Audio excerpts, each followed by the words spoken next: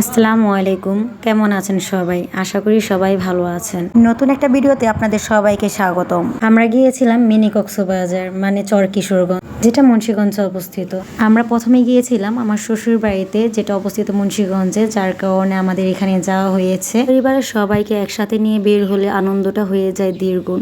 তো এখানে আমার ননদের ছেলে মেয়ে ছিল এবং আমার ভাসুরের ছেলে ছিল। চর কিশোরগঞ্জ আসলে অনেক সুন্দর দেখতে। বাচ্চা কাচ্চা নেওয়ার কারণে আমি তেমন ভিডিও করতে পারিনি। এখানে আসার সাথে সাথে বাচ্চারা সব পানিতে নেমে যায় এবং আমার ছোট ছেলেও পর্যন্ত পানিতে বাবার সাথে হাঁটছে। যেহেতু আমাদের শুক্রবারে যাওয়া হয়েছে, অনেক বেশি মানুষ ছিল। মানুষ বেশিরভাগ বাচ্চারাই দেখা যায় অনেক বেশি আনন্দ করে। চর কিশোরগঞ্জে বাচ্চাদের নিয়ে গেলে এক্সট্রা কাপড় নিয়ে যাবেন। আমি এটা সবচেয়ে বড় ভুল করেছি। আমার দোনো ছেলে বা কাপড় সব ভিজিয়ে ফেলেছে, যার কারণে আর এখানে আমাদের থাকা হয়নি। তার সাথে একটা পার্ক ছিল। আমার বাচ্চারা ওখান থেকে আসতেই চায়নি, কারণ পানি পেলে ওরা যে কি আনন্দ পায়। মানে সব বাচ্চারাই একই রকম পানি দিয়ে খেলা করতে পছন্দ করে। এই পার্কটার মধ্যে তেমন কিছু ছিল না, ছোট ছোট কিছু রাইডে আমরা বাচ্চাদেরকে উঠিয়েছিলাম। এই পার্কটা নদীর কাছাকাছি ছিল, যার কারণে পার্কে গিয়ে আমরা নদীও দেখতে পারছি। আমার পার্কের থেকে নদীর ওখানে অনেক বেশি ভালো লেগেছে। পার্কে অনেক বেশি হইচই ছিল, কারণ বাচ্চারা ছিল, হইচই থাকবে, এটাই স্বাভাবিক। সেদিন আমার পায়ের অবস্থা খুব খারাপ ছিল, যার কারণে আমি ঠিক মতো হাঁটতেও পারিনি, অনেক বেশি কষ্ট হয়েছে। সব বাচ্চাগুলাকে ওর বাবাই সামলে রেখেছিল।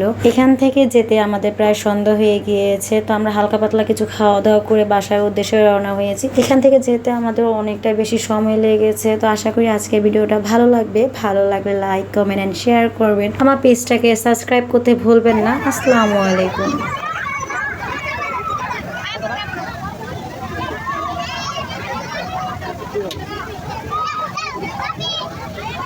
भाई